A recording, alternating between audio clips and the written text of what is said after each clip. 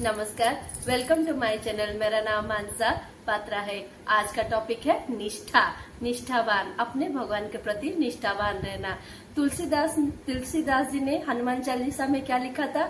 और देवता चितन धरई, हनुमत से ही सर्व सुख करई। अगर हम भगवान श्री हनुमान जी को मानते हैं तो हमको हमेशा निष्ठा भाव से भक्ति करना है। मगर इसका ये मतलब नहीं और देवता चितन धरई, इसका मतलब ये नहीं है कि हम दूसरे भगवान जी का मंदिर नहीं जाएंगे, उनको दर्शन नहीं करेंगे। ऐसा नहीं है। आप जो भी भगवान के मंदिर जाएंगे, हनुमान जी को तो आप भक्ति भाव से पूजा कीजिए, उसके साथ दूसरे मंदिर में भी जाइए। मगर आज मैं जिस व्यक्ति के बारे में बताने वाली हूँ उनका नाम है गणेश भट्ट। गणेश जी का बहुत बड़े भक्त हैं। मगर उनका एक नेगेटिव पॉइंट ये था कि वो हमेशा गणेश जी की ही मंदिर जाते थे, गणेश जी की ही पूजा करते थे।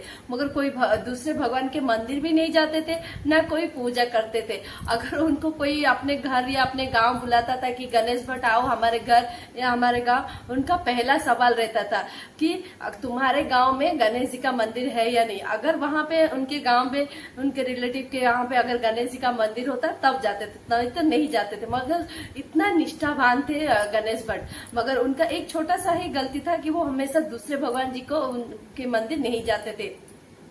मैंने प्रेमानंद बाबा जी का भी महाराज जी का एक कथा सुना था। उनकी कथा के बीच में किसी ने पूछा, महाराज अगर मैं श्री कृष्ण जी का, श्री राम जी का को बहुत मानती हूँ, बहुत पूजा करती हूँ, मगर मैं जब दूसरे भगवान जैसे हनुमान हो या महादेव जी के मंदिर जाती हूँ तो मेरे जबान से हमेशा श्री कृष्ण श्री राम निकल आता है, इससे क्या महादेव गुस्सा हो जाएंगे?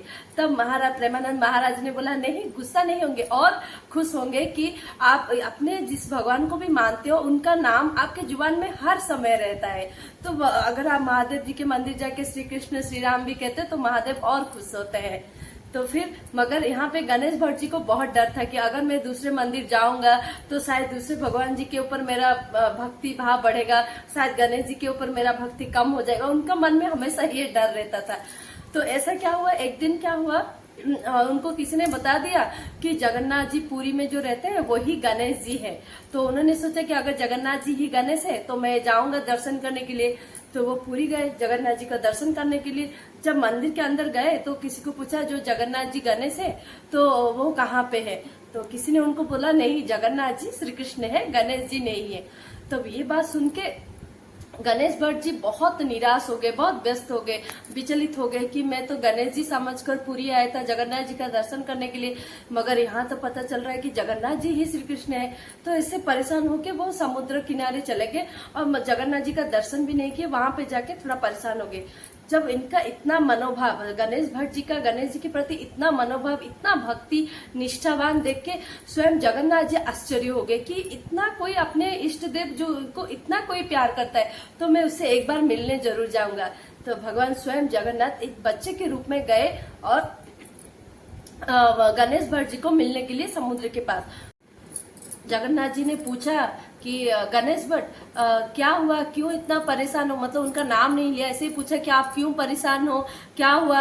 तब गणेश भट्ट जी ने वो बच्चे को बोला, जो जगन्नाथ जी आए थे बच्चे के रूप में, कि नहीं, मेरे साथ तो छल हुआ है। मुझे किसी ने बोला कि जगन्नाथ जी गणेश जी है तो इसलिए मैं उनका दर्शन करने के लिए पुरी आया, मगर यहाँ पे पता चला कि जगन्नाथ जी ही श्री कृष्ण है, जगन्नाथ जी गणेश नहीं है।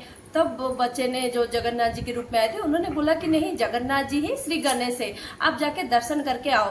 तब गणेश भट्ट ने बोला कि नहीं, कोई कुछ बोलता है, कोई कुछ बोलता है कि कोई जगन्नाथ जी गणेश है, कोई बोलता है जगन्नाथ जी श्री कृष्ण है, मैं नहीं जाऊंगा ऐसा। तब वो बच्चे ने बोला कि आप मंदिर जाओ, आंख में पट्टी बांध लो, पट्टी बांध के फिर जगन्नाथ जी को टच करना। अगर उनका सूंड है या जैसे लंबोदर है तो उनका बड़ा पेट है, उनके कान को टच करना, बड़ा सा कान है, तब तुम समझ जाओगे कि वो गणेश जी है। तब तुम आंख में पट्टी निकाल के फिर नमस्ते करना।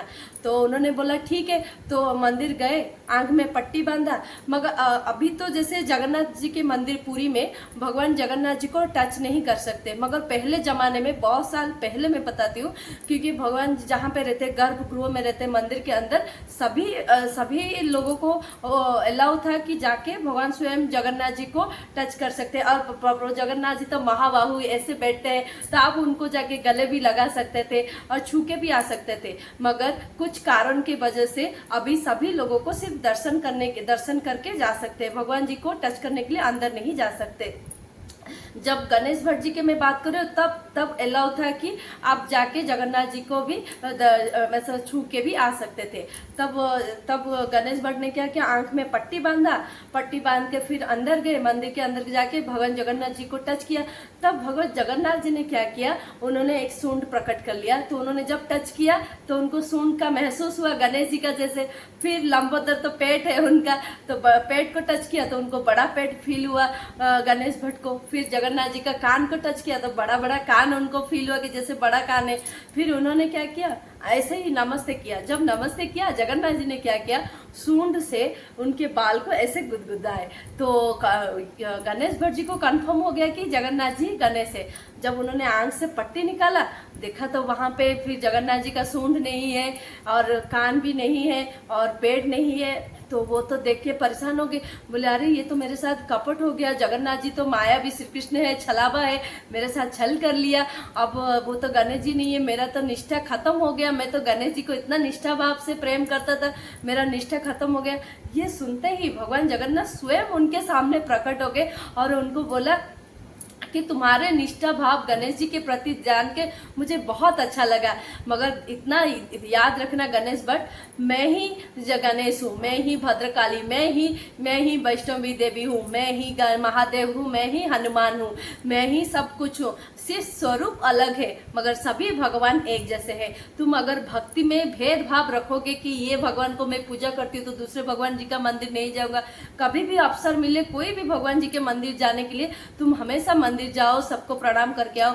नहीं तो तुम पाप के भागीदारी होगे कि तुम दूसरे भगवान के मंदिर जाने का अवसर मिल रहा है मगर तुम नहीं जा रहे हो, क्योंकि कोई भी भगवान के बीच में कोई भेदभाव नहीं है। अगर तुम ऐसा नहीं करोगे तो ऐसा माना जाएगा कि तुम भगवान को तिरस्कार कर रहे हो।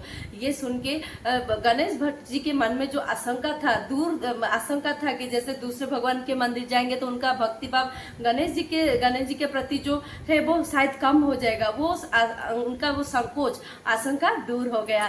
और आज की कहानी मैं यहीं पे रखती हूँ। और एक और भक्त के बारे में भी एक सुंदर सा कहानी मैं लेके आऊंगी, जो अपने भगवान को इतना प्रेम करते थे, उनके बारे में एक छोटा सा कहानी लेके नेक्स्ट एपिसोड में आऊंगी। अगर आज का वीडियो आपको अच्छा लगे तो मेरे वीडियो में जय जगन्नाथ करके लिख दीजिएगा। रहती हूँ, नमस्कार।